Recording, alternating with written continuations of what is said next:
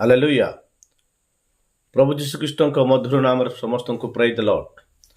ମୋ ପ୍ରିୟ ଭାଇ ଭଉଣୀମାନଙ୍କୁ ଏ ସନ୍ଧ୍ୟାକାଳ ସମୟରେ ପ୍ରଭୁଙ୍କର ବାକ୍ୟ ନିମନ୍ତେ ଆହ୍ୱାନ କରୁଅଛି। ମୋ ସହିତ ଖୋଲନ୍ତୁ ଗୀତ ସଂହିତା 42 ପର୍ବ ତାର 1 ପଦରୁ ଆମେମାନେ 1 ତାର 2 3 ପଢ଼ିବା। ହରିଣୀ ଯେପରି ଜଳସ୍ରୋତ ପାଇଁ ଦଖାଏ, ସେ ରୂପ ହେ ପରମେଶ୍ୱର ମୋ ପ୍ରାଣ ତୁମ ପାଇଁ ଧକାଏ। ପରମେଶ୍ୱରଙ୍କ ନିମନ୍ତେ, ଜୀବିତ ପରମେଶ୍ୱରଙ୍କ ନିମନ୍ତେ ମୋ ପ୍ରାଣ ତୃଷିତ। ମୁଁ କେବେ ଆସିବି, ପରମେଶ୍ୱରଙ୍କ ଛାମୁରେ ଉପସ୍ଥିତ ହେବି। ମୋହର ଲୋତକ ଦିବାରାତ୍ର ମୋହର ବକ୍ଷ ହୋଇଅଛି, କାରଣ ଲୋକମାନେ ନିତ୍ୟ ମୋତେ କହନ୍ତି ତୁମର ପରମେଶ୍ୱର କାହାନ୍ତି। ପ୍ରଭୁ ପଠିତ ବାକ୍ୟ ଦେଇ ଆମେ ସମସ୍ତଙ୍କୁ ଆଶୀର୍ବାଦ କରନ୍ତୁ। ଆମେନ୍। ଛୋଟ ପ୍ରାର୍ଥନା କରିବା। ସର୍ବଶକ୍ତିମାନ ଜୀବନ୍ତକାର ସଦା ପ୍ରଭୁ ଆଶ୍ଚର୍ଯ୍ୟ ପରାକ୍ରାନ୍ତ ପରମେଶ୍ୱର, ଆମେ ତୁମକୁ ଧନ୍ୟବାଦ କରୁଛୁ। ଆଜିର ବାକ୍ୟ ଯେ ପ୍ରକାର ତୁମ ଲୋକମାନଙ୍କ ଜୀବନରେ ପ୍ରଭୁ କାର୍ଯ୍ୟକାରୀ ହେବ, ସେଥିପାଇଁ ସାହାଯ୍ୟ କର ବୋଲି ଯୀଶୁଙ୍କ ନାମରେ ପ୍ରାର୍ଥନା କଲି ପ୍ରଭୁ। ଆମେନ୍। ହାଲେଲୁୟା। ମୋ ପ୍ରିୟ ଲୋକମାନେ, ଏ ଜାଗାରେ ଗୀତ ରଚକ ମାନେ କରହ ସନ୍ତାନଗଣ, ଏଇ ଗୀତ କେଉଁମାନେ ଲେଖିଛନ୍ତି ବୋଲି କହିଲେ, କରହ ସନ୍ତାନ ମାନେ এই ଗୀତ ଲେଖିଛନ୍ତି। ସେମାନେ କରହ, ଦାତନ, ଅବିରାମ, ଏମାନେ ପରମେଶ୍ୱରଙ୍କ ଦାସଙ୍କ ବିରୁଦ୍ଧରେ ବଚସା କରିବାକୁ ଲାଗିଲେ। ଏମାନଙ୍କୁ ପରମେଶ୍ୱର ଉନ୍ନତ ବିଷୟ ଦେଇଥିଲେ, କିନ୍ତୁ ଏମାନେ ଆହୁରି ଅତ୍ୟଧିକ ହେବାକୁ ଚେଷ୍ଟା କଲେ। ଲୋକମାନଙ୍କ ଦୃଷ୍ଟିରେ ଦେଖାଇବାକୁ ଇଚ୍ଛା କଲେ।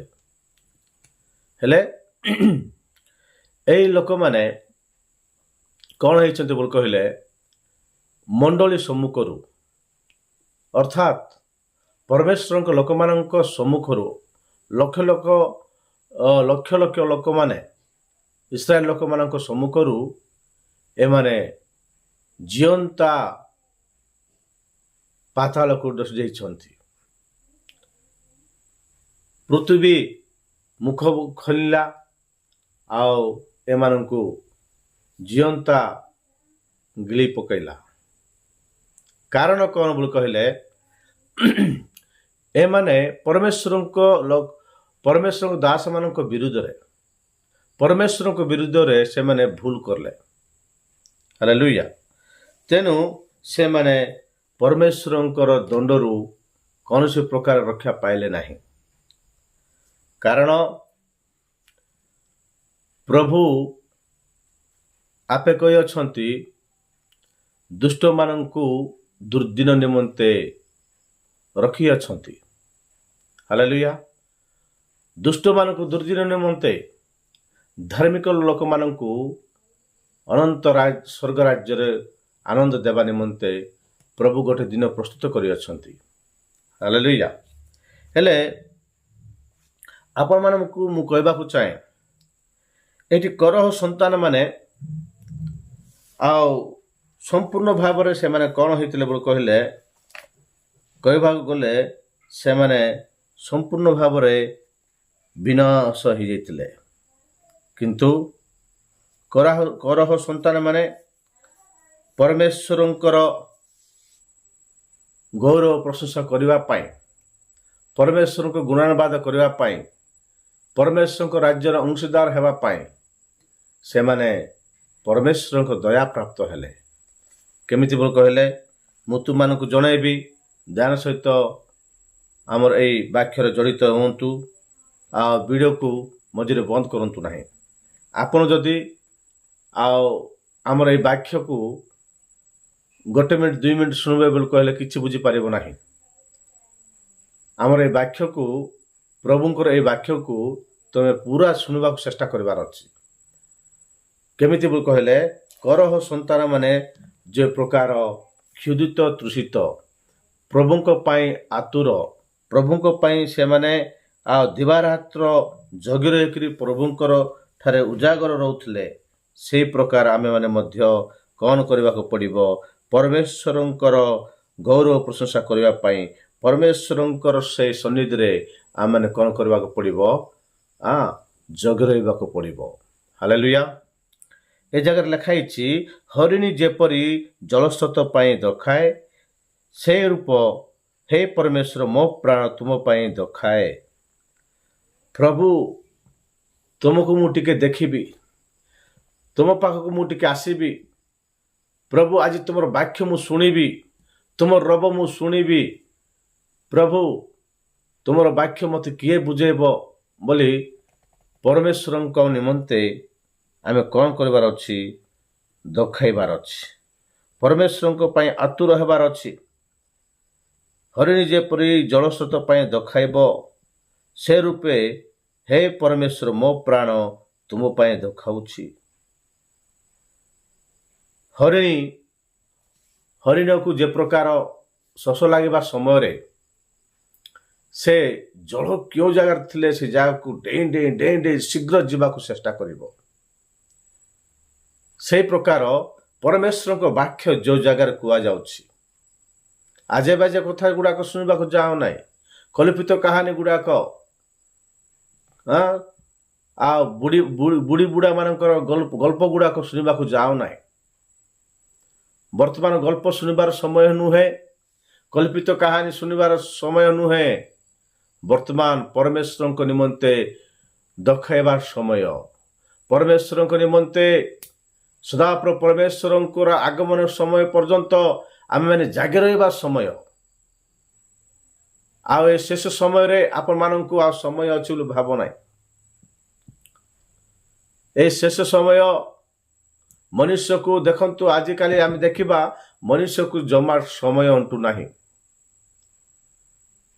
ସେ କେତେବେଳେ ଖାଉଛି, କେତେବେଳେ ପିଉଛି, କେତେବେଳେ ଅଫିସକୁ ଯାଉଛି, କେତେବେଳେ କାମ କରୁଛି, କେତେବେଳେ ଶୋଉଛି, ତାର ନିଜର ସେ ଟାଇମ୍ ଟେବୁଲ ନିଜେ ମନେଇ ପାରୁନାହିଁ। କାରଣ ମନୁଷ୍ୟ ଜୀବନରେ ସମୟ ବହୁତ ଅତି ଅଳ୍ପ, ସମୟ ବହୁତ କମ୍ ଅଛି। ତେଣୁ ଆମେମାନେ କରହ ସନ୍ତାନ ମାନଙ୍କ ପରି ପରମେଶ୍ୱରଙ୍କ ନିମନ୍ତେ ଆମେ ଦଖାଇବାକୁ ପଡ଼ିବ। ପରମେଶ୍ୱରଙ୍କ ନିମନ୍ତେ ଆମେମାନେ ଆତୁର ହେବାକୁ ପଡ଼ିବ। ପରମେଶ୍ୱରଙ୍କୁ ପାଇବା ପାଇଁ କରହ ସନ୍ତାନ ମାନେ ଆତୁର ହେଲେ। ହାଲେଲୁୟା।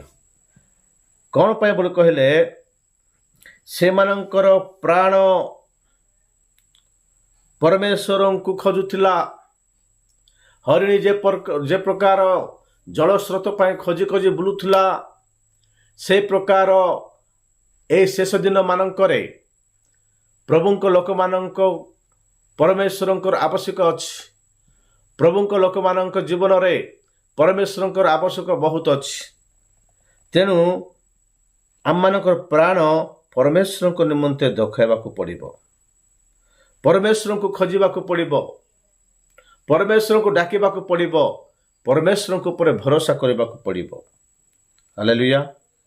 ସେ କହୁଛନ୍ତି, କରହ ସନ୍ତାନ ମାନେ କହୁଛନ୍ତି, ହେ ମୋର ପ୍ରାଣ, ତୁମେ କାହିଁକି ଶୋକାକୁଳ ହେଉଛ? ତୁମେ କାହିଁକି ଅନ୍ତରରେ ଅସ୍ଥିର ହେଉଛ? ପରମେଶ୍ୱରଙ୍କ ଠାରେ ଭରସା କର। ହାଲେଲୁୟା। ପରମେଶ୍ୱରଙ୍କ ଠାରେ ଭରସା କର, କାରଣ ମୁଁ ତାହାଙ୍କ ଶ୍ରୀମୁଖର ପ୍ରସନ୍ନତା ସକାଶୁ ପୁନର୍ବାର ତାହାଙ୍କର ପ୍ରଶଂସା କରିବି। ହାଲେଲୁୟା। ହେ ମୋର ପରମେଶ୍ୱର, ମୋର ପ୍ରାଣ ଅନ୍ତରରେ ଶୋକାକୁଳ ହେଉଅଛି। ହେ ମୋର ପରମେଶ୍ୱର, ମୋ ପ୍ରାଣ ମୋର ଅନ୍ତରରେ ଶୋକାକୁଳ ହେଉଛି। କ'ଣ ପାଇଁ କହିଲେ, ମୁଁ ତୁମକୁ କେତେବେଳେ ଦେଖିବି, କେତେବେଳେ ତୁମ ନିକଟକୁ ଆସିବି। ଆଜିକାଲି ଆଉ ଆମେ ଦେଖିବା ବୋଲି କହିଲେ, ପରମେଶ୍ୱରଙ୍କ ଲୋକମାନେ, ପ୍ରଭୁ ଯୀଶୁ ଖ୍ରୀଷ୍ଟଙ୍କୁ ବିଶ୍ୱାସ କରିବା ଲୋକମାନେ ରବିବାର ଆସିଲେ କେ ଡଙ୍ଗରରେ ଥିବେ, କେ ଜଙ୍ଗଲରେ ଥିବେ, କିଏ କୋଉଠି ଥିବେ ସେମାନଙ୍କର, କିଏ ହାଟରେ ଥିବେ, କିଏ ବଜାରରେ ଥିବେ, କିଏ ମାର୍କେଟ କରିବାକୁ ଯାଇଥିବେ, କିଏ ଟଙ୍କା ପଛରେ ଦୌଡୁଛି, କିଏ ଆଉ ବେପାର ବାଣିଜ୍ୟରେ ମାତି ଯାଉଛି, କିଏ ତ ବିଭିନ୍ନ ପ୍ରକାର ଜଗତର ଅଭିଳାଷରେ ମାତି ଯାଉଛି। ପ୍ରଭୁଙ୍କର ସମୟ ପ୍ରଭୁଙ୍କୁ ନ ଦଉନୁ, ଏମାନେ କ'ଣ କରୁଛନ୍ତି? ପ୍ରଭୁଙ୍କ ସମୟକୁ ଅପବ୍ୟବହାର କରୁଅଛନ୍ତି। ସେମାନେ ପରମେଶ୍ୱରଙ୍କୁ ବିରୁଦ୍ଧ ଆଚରଣ କରିବା ଲୋକମାନେ, କରହ, ଦାତନ, ଅବିରାମ ପରମେଶ୍ୱରଙ୍କ ବିରୁଦ୍ଧରେ ପାପ କରିବା ହେତୁ, ପରମେଶ୍ୱରଙ୍କ ଦାସମାନଙ୍କ ବିରୁଦ୍ଧରେ ଭୁଲ କରିବା ହେତୁ ସେମାନେ କ'ଣ ହେଇଛନ୍ତି ବୋଲି କହିଲେ? ସେମାନେ ଜିଅନ୍ତା ପାତାଳକୁ ଦଶି ଯାଇଛନ୍ତି। ସେମାନେ ମୁଖ ମାନେ ଭୂମି ତାର ମୁଖ ଖୋଲିଲା, ଭୂମି ତାର ମୁଖ ଖୋଲିଲା। କରହ, ଅବିରାମ, ଦାତନ ଯୋଉ ଘରେ ଅଛନ୍ତି, ସେମାନଙ୍କ ଘର ଚାରିଆଡ଼େ ଯେଉଁ ଲୋକମାନେ ଅଛନ୍ତି ସେମାନଙ୍କୁ ପରମେଶ୍ୱର କହିଲେ, ତୁମେମାନେ ଶୀଘ୍ର ଏମାନଙ୍କ ଠାରୁ ଅଲଗା ହେଇଯାଅ। ଆସନ୍ତୁ ମୋ ସହିତ ଖୋଲନ୍ତୁ ଗଣନା ପୁସ୍ତକ 16 ପର୍ବ ତାର 23 ପଦରୁ ଆମେ କିଛି ଅଂଶ ପାଠ କରିବା। ମୁଁ ପଢୁଛି, ଆପଣମାନେ ଦେଖନ୍ତୁ। ତହିଁ ସଦାପ୍ରଭୁ ମୂଷାଙ୍କୁ କହିଲେ, ତୁମେ ମଣ୍ଡଳୀକୁ କୁହ, ତୁମେ ମାନେ କରହର ଓ ଦାତନର ଓ ଅବିରାମର ଆବାସ ତମ୍ବୁ ଚତୁର୍ଦିଗରୁ ଉଠିଯାଅ। ତହିଁରେ ମୂଷା ଉଠି ଦାତନ ଓ ଅବିରାମ ନିକଟକୁ ଗଲେ ଓ ଇସ୍ରାଏଲ ପ୍ରାଚୀନ ବର୍ଗ ତାଙ୍କ ପଶ୍ଚାତଗମନ କଲେ। ତହିଁ ସେ ମଣ୍ଡଳୀକୁ କହିଲେ, ବିନୟ କରୁଅଛି, ତୁମେମାନେ ଏହି ଦୁଷ୍ଟ ଲୋକମାନଙ୍କ ତମ୍ବୁରୁ ଉଠିଯାଅ ଓ ସେମାନଙ୍କ କିଛି ମାତ୍ର ସ୍ପର୍ଶ କର ନାହିଁ, ନହେଲେ ତୁମେମାନେ ସେମାନଙ୍କ ପାପ ସମୂହରେ ବିନଷ୍ଟ ହେବ। ଏଥିରେ ସେମାନେ କରହର ଓ ଦାତନର ଅବିରାମର ଆବାସ ଚତୁର୍ଦିଗରୁ ଉଠିଗଲେ। ପୁଣି ଦାତନ ଓ ଅବିରାମ ବାହାରକୁ ଆସି ଆପଣା ବାର୍ଜା ଓ ପୁତ୍ର ଓ ପିଲାମାନଙ୍କ ସହିତ ଆପଣା ଆପଣା ତମ୍ବୁ ଦ୍ୱାରରେ ଠିଆ ହୋଇ ରହିଲେ। ତହିଁ ମୂଷା କହିଲେ, ଏହି ସମସ୍ତ କାର୍ଯ୍ୟ କରିବା ପାଇଁ ସଦାପ୍ରଭୁ ମୋତେ ପଠାଇ ଅଛନ୍ତି। ମୁଁ ଆପଣା ନିଜ ମନରୁ ତାହା ସବୁ କରିନାହିଁ। ତହିଁ ମୂଷା କହିଲେ, ଏହି ସମସ୍ତ କାର୍ଯ୍ୟ କରିବା ପାଇଁ ସଦାପ୍ରଭୁ ମୋତେ ପଠାଇ ଅଛନ୍ତି। ମୁଁ ଆପଣା ନିଜ ମନରୁ ତାହା ସବୁ କରିନାହିଁ। ତାହା ଏଥିରେ ତୁମେମାନେ ଜାଣିବ। ଯେବେ ଏହି ଲୋକମାନେ ସମସ୍ତ ଲୋକଙ୍କ ସାଧାରଣ ମରଣରେ ମରନ୍ତି, କିଏ ବା ଯେବେ ସମସ୍ତ ଲୋକଙ୍କ ଦଣ୍ଡ ଅନୁସାରେ ସେମାନଙ୍କ ଉପରେ ଦଣ୍ଡ ଘଟେ, ତେବେ ସଦାପ୍ରଭୁ ମୋତେ ପଠାଇ ନାହାନ୍ତି। ମାତ୍ର ସଦାପ୍ରଭୁ ଯେବେ କୌଣସି ନୂତନ କର୍ମ କରନ୍ତି ଓ ପୃଥିବୀ ଆପଣା ମୁଖ ବିସ୍ତାର କରି ସେମାନଙ୍କୁ ଓ ସେମାନଙ୍କ ସର୍ବସ୍ୱ ଗ୍ରାସ କରେ ଓ ସେମାନେ ଜିଅନ୍ତା ହୋଇ ପାତାଳକୁ ଦଶି ଯାଆନ୍ତି, ତେବେ ସେମାନେ ଯେ ସଦାପ୍ରଭୁଙ୍କୁ ଅବଜ୍ଞା କରିଅଛନ୍ତି ତାହା ତୁମେମାନେ ବୁଝିବ। ଅନନ୍ତର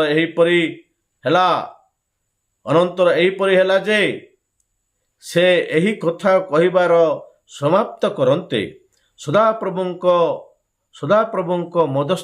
ମଧ୍ୟସ୍ଥ ଭୂମି ଫାଟିଗଲା। ପୁଣି ପୃଥିବୀ ଆପଣା ମୁଖ ବିସ୍ତାର କରି ସେମାନଙ୍କ ପରିଜନ ଗଣକୁ ଓ କରହର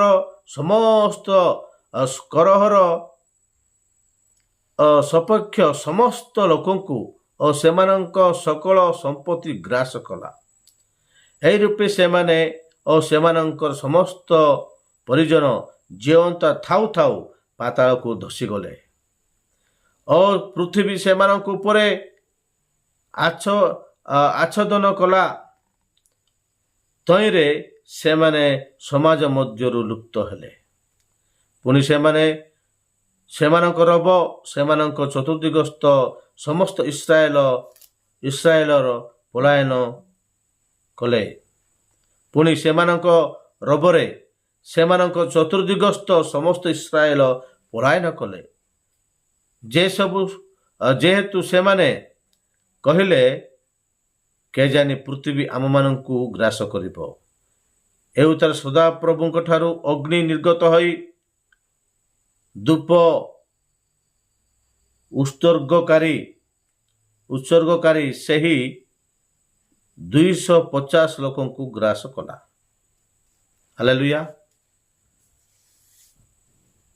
ଆଉ ବହୁତ ବିଷୟ ଅଛି ଏ ଜାଗାରେ, କିନ୍ତୁ ଏ ଜାଗାରେ ଆମେ ଦେଖୁଛୁ କରହ, ଦାତନ, ଅବିରାମଙ୍କର ଏ ତିନି ପରିବାରର ଲୋକମାନେ ପ୍ରାୟ 250 ଜଣ ଲୋକ ଥିଲେ। ଏମାନଙ୍କ ଉପରେ ପରମେଶ୍ୱରଙ୍କର କ୍ରୋଧ ପ୍ରଜ୍ୱଳିତ ହେଲା, କାରଣ ସେମାନେ ପରମେଶ୍ୱରଙ୍କର ଅବଜ୍ଞା କରିଥିଲେ, ପରମେଶ୍ୱରଙ୍କ ବିରୁଦ୍ଧାଚରଣ କରିଥିଲେ। ଏ କରହ ସନ୍ତାନମାନଙ୍କର ବାପାମାନେ ସେମାନେ, ଏମାନେ ଲେବୀୟ ସନ୍ତାନମାନେ। ଏମାନଙ୍କୁ ପରମେଶ୍ୱର ତାଙ୍କ ତମ୍ବୁରେ ସେବା କରିବା ପାଇଁ ମୋଶେଙ୍କ ଦ୍ୱାରା ନିଯୁକ୍ତ କରିଥିଲେ। ହେଲେ ସେମାନେ ଆହୁରି ଉନ୍ନତ ହେବା ପାଇଁ ଆହୁରି ଉଚ୍ଚ ପଦ, ଯାଜକ ପଦ ଦରକାର ବୋଲି ସେମାନେ ହାରୋନଙ୍କ ଉପରେ, ମୋଶେଙ୍କ ଉପରେ ବର୍ଚ୍ଛନା କରିବାକୁ ଲାଗିଲେ। ସେମାନେ କହିଲେ, ତାର 16-13 ପଦରେ ଏହି ପ୍ରକାର ଲେଖା ହେଇଛି, ତୁମ୍ଭେ ଆମମାନଙ୍କୁ ଦୁଗ୍ଧ ମଧୁ ପ୍ରବାହୀ ଦେଶକୁ ବାହାର କରି ଏହି ପ୍ରାନ୍ତରେ ମାରିବାକୁ ଆଣିଅଛ। ଏହା କି କ୍ଷୁଦ୍ର ବିଷୟ? ଆଉ ତୁମ୍ଭେ ଆପଣାକୁ ଆମମାନଙ୍କ ଉପରେ ରାଜା କରୁଅଛ। ହାଲେଲୁୟା। ଏମାନେ କୋଉମାନେ ବୋଲି କହିଲେ, ଇସ୍ରାଏଲ ଲୋକମାନଙ୍କ ଠାରୁ ପୃଥକ ହେଉଥିବା ଲୋକମାନେ, ମଣ୍ଡଳୀ ଠାରୁ ଏମାନେ ପୃଥକ ହେବା ଲୋକମାନେ। ଏମାନଙ୍କ ଠାରେ ଶାସ୍ତ୍ରୀ ଫାରୁସୀ ମାନଙ୍କର ଶିକ୍ଷା ରହିଅଛି। ଏମାନଙ୍କ ଠାରେ କୂଟ, କପଟ, ଅହଙ୍କାର, ଜାଗତିକ ବିଷୟ ଭରି ରହିଅଛି। ଏମାନେ ମିଶ୍ର ଦେଶରେ ଥିବା ସମୟରେ ଏମାନେ ମଧ୍ୟ ଅନେକ ଷଡ଼ଯନ୍ତ୍ରରେ ଏମାନେ ସାମିଲ ଥିଲେ। ଏମାନଙ୍କର ପିତୃପୁରୁଷ ସମସ୍ତେ ସେ ପ୍ରକାର କାର୍ଯ୍ୟ କରୁଥିଲେ।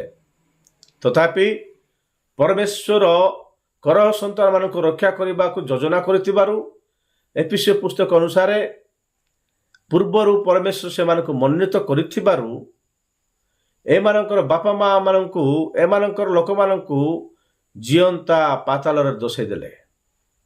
କିନ୍ତୁ ସେଠି ଲେଖା ହେଇଛି, ଗଣନା ପୁସ୍ତକ 24 ପର୍ବ ତାର 11 ପଦ, ଗଣନା ପୁସ୍ତକ 24 ପର୍ବ 26 ତାର 11 ପଦ, ତଥାପି କରହର ସନ୍ତାନମାନେ ମଲେ ନାହିଁ। ଆପଣା ଆପଣା ବଂଶାନୁସାରେ ସିମିୟନର ସନ୍ତାନ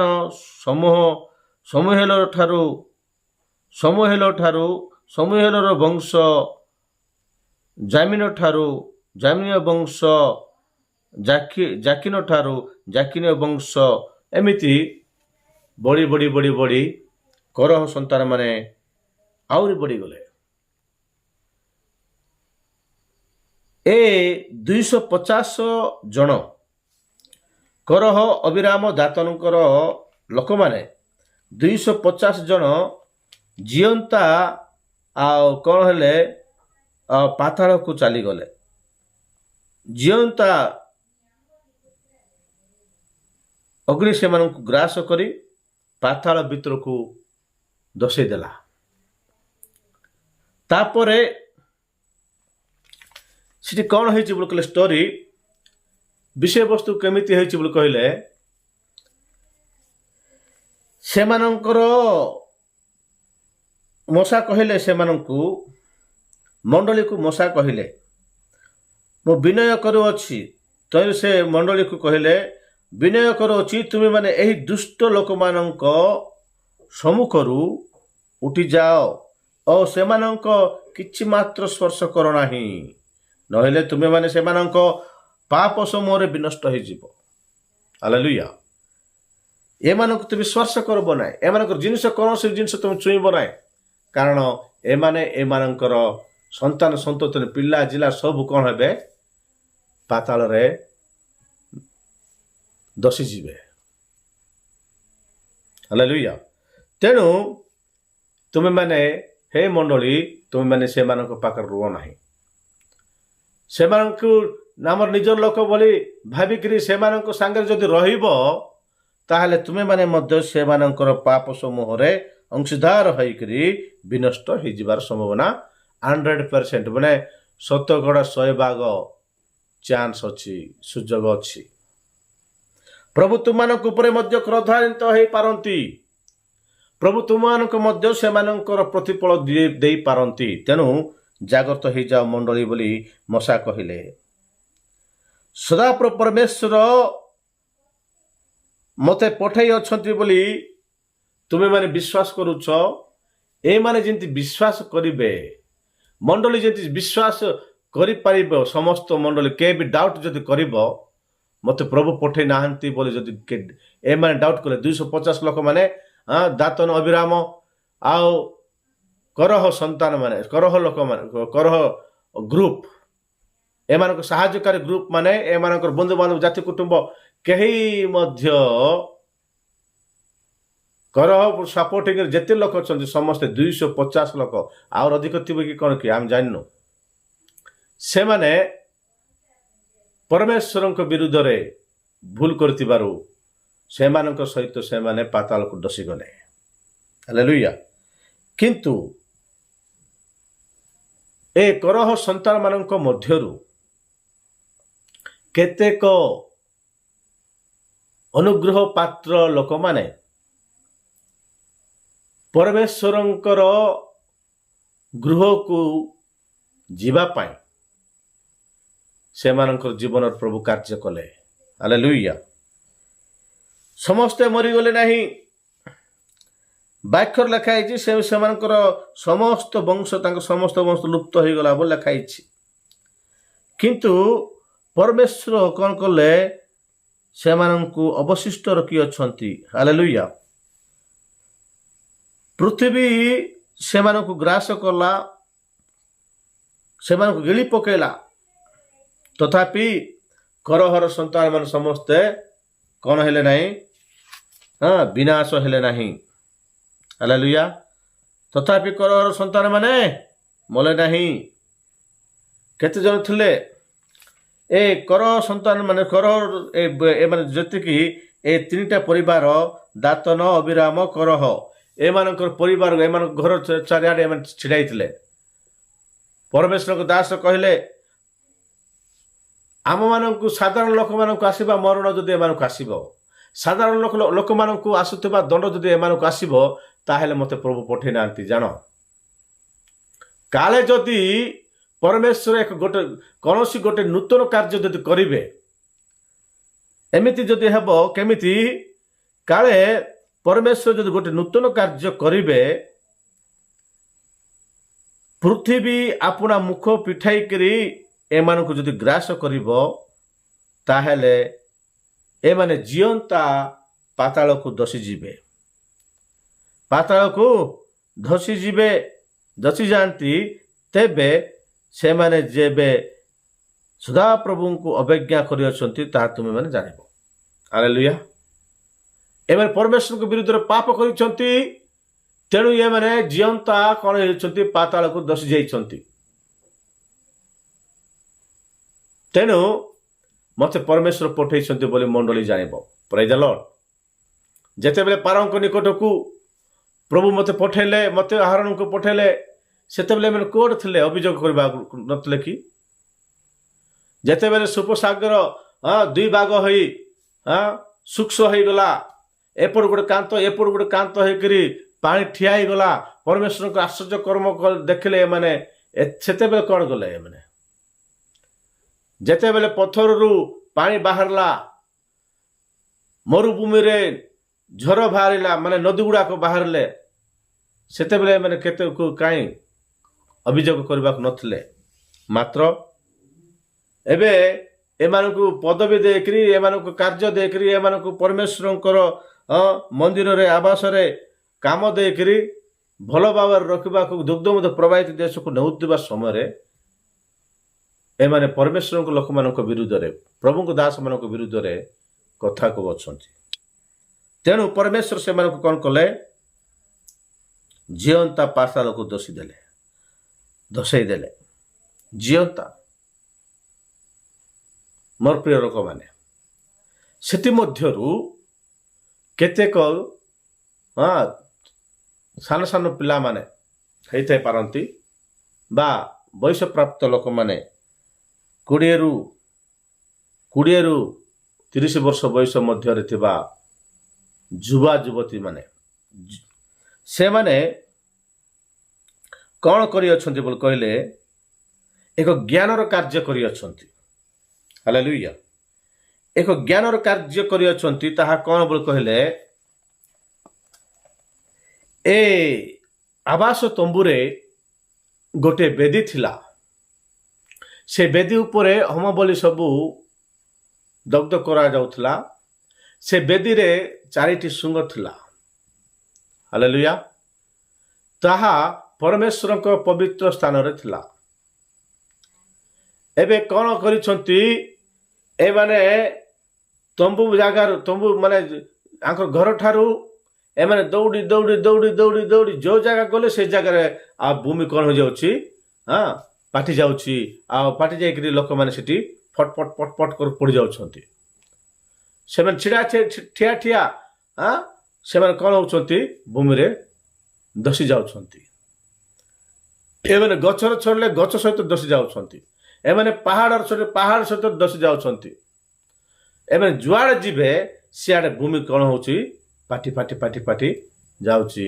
ଏମାନଙ୍କୁ ଗିଳି ଏମାନଙ୍କୁ ଦଶାଇ ପାତାଳକୁ ପକାଇ ଦେଉଛି ଭୂମି।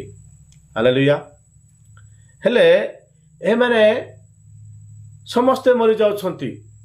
ଏହି ପ୍ରକାର ସମୟରେ ଏ କରହ ସନ୍ତାନ ମାନେ ଦୌଡ଼ି ଗଲେ।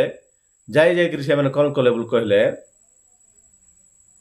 ମନ୍ଦିର ଭିତରେ ଥିବା ଏ ବେଦୀର ଶୃଙ୍ଗ ଯାଇକି ଧରିଦେଲେ। ହାଲେଲୁୟା। ବେଦୀର ଶୃଙ୍ଗରେ ଯାଇକି ସେମାନେ କ'ଣ କଲେ? ଧରି ପକେଇ ରହିଗଲେ। ପ୍ରେଜ୍ ଦ ଲର୍ଡ। ଏବେ ଏ ଭୂମି ମନ୍ଦିର ପାଖ ପର୍ଯ୍ୟନ୍ତ ଗଲା।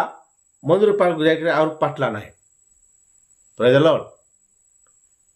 ପ୍ରଭୁ ଭୂମିକୁ କହିଲେ କ'ଣ ପାଇଁ ଏମାନଙ୍କୁ ଆଉ ନ ଗିଳିକିରି ରହିଯାଇଛୁ? ଏମାନଙ୍କୁ ଗିଳି ଦେବାକୁ କହିଲେ। ପ୍ରଭୁ ବାହାରେ ଥିଲେ ସେମାନଙ୍କୁ ନିଶ୍ଚିତ ଭାବରେ ସେମିତି କରିଥାନ୍ତି, କିନ୍ତୁ ଏମାନେ ତୁମର ଆଶ୍ରୟ ନେବାକୁ ଆସିଯାଇଛନ୍ତି। ତୁମେ ଥିବା ଜାଗାରେ ମୁଁ କ'ଣ କରିପାରିବି ପ୍ରଭୁ ବୋଲି ଭୂମି ମଧ୍ୟ ପରମେଶ୍ୱରଙ୍କ ଠାରେ ଅଲି କଲା। ହାଲେଲୁୟା। ଏବେ ଏମାନେ କ'ଣ କରିଛନ୍ତି ବୋଲି କହିଲେ ଏ ବେଦୀର ଆଶ୍ରୟ ନେଇଗଲେ। ଯେଉଁମାନେ ବେଦୀର ଆଶ୍ରୟ ନେବେ ସେମାନେ ନିଶ୍ଚିତ ଭାବରେ ରକ୍ଷା ପାଇବେ। ପ୍ରେଜ୍ ଦ ଲର୍ଡ। ତାହା ହେଉଛନ୍ତି କରହ ସନ୍ତାନ ମାନେ। ସେଇ କରହ ସନ୍ତାନ ମାନେ ସେ ବେଦୀରେ ଥାଇକି ସେ ବେଦୀରେ ଆଶ୍ରୟ ନେଲେ। ସେ ରାଜଗୃହରେ ଆଶ୍ରୟ ନେଲେ। ସେ ପ୍ରଭୁଙ୍କ ସିଂହାସନରେ ତାଙ୍କର ଚତୁର୍ଦିଗରେ ସେମାନେ ଆଶ୍ରିତ ହେଲେ। ପ୍ରେଜ୍ ଦ ଲର୍ଡ। ଘର ଛୋଟିଆ ଯେ ପ୍ରକାର ଆପଣା ପାଇଁ ଏକ ବାସସ୍ଥାନ ପାଇଅଛି, ସେ ଘର ଛୋଟିଆ ହେଉଛନ୍ତି ତୁମେ ଆଉ ମୁଁ। ପ୍ରେଜ୍ ଦ ଲର୍ଡ।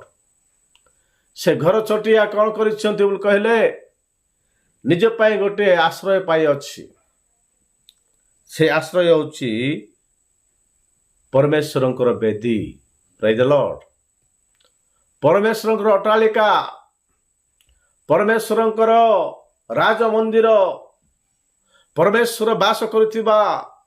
ପବିତ୍ର ମହାପବିତ୍ର ସ୍ଥାନ ପ୍ରେଜ୍ ଦ ଲର୍ଡ ସେହି ସ୍ଥାନରେ ଏଇ ଘର ଛୋଟିଆ ସ୍ଥାନ ପାଇଅଛି।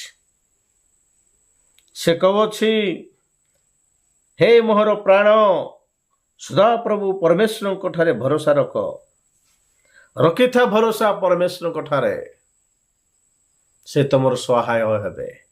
ପ୍ରେଜ୍ ଦ ଲର୍ଡ। ପରମେଶ୍ୱର ତମର ସହାୟ ହେବେ, ପରମେଶ୍ୱର ତମର ଆଶ୍ରୟ ହେବେ, ପରମେଶ୍ୱର ତୁମମାନଙ୍କୁ ରକ୍ଷା କରିବେ। ତେଣୁ ସେ ବହୁ ଚାଲାକିରେ ପରମେଶ୍ୱରଙ୍କୁ ସେ କ'ଣ କଲା? ଆଶ୍ରୟ କଲା। ପରମେଶ୍ୱରଙ୍କ ବେଦକୁ ଆଶ୍ରୟ କଲା, ପରମେଶ୍ୱରଙ୍କ ନିକଟରେ ଆଶ୍ରିତ ହେଲା। ପରମେଶ୍ୱର ଆପଣ ଆଶୀର୍ବାଦ ଦେଉଥିଲେ, ସେମାନଙ୍କୁ ଆଶୀର୍ବାଦ କଲେ। କର ସନ୍ତାନ ମାନେ ଆଜି ପର୍ଯ୍ୟନ୍ତ ବାଇବେଲର ପବିତ୍ର ବାଇବେଲର ସେମାନେ ସ୍ଥାନ ପାଇଅଛନ୍ତି। ମୋର ପ୍ରିୟ ଲୋକମାନେ, ସେ କରହ ସନ୍ତାନ ମାନେ ଯେଉଁ ପ୍ରକାର ଆଶୀର୍ବାଦ ପାଇଲେ,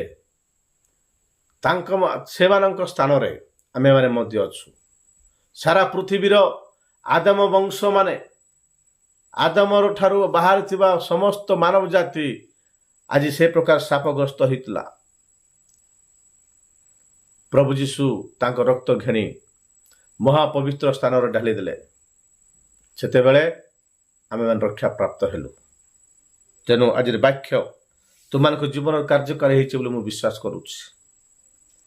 ଆମେମାନେ ମଧ୍ୟ ହରିଣୀ ଯେ ପ୍ରକାର ଜଳଧାର ପାଇଁ ଦଖାଏ, ସେ ପ୍ରକାର ଆମେମାନେ ମଧ୍ୟ ପ୍ରଭୁଙ୍କ ପାଇଁ କ୍ଷୁଧିତ ତୃଷିତ ହେବା, ତାହେଲେ ପରମେଶ୍ୱର ଆମମାନଙ୍କୁ ସାହାଯ୍ୟ କରିବେ।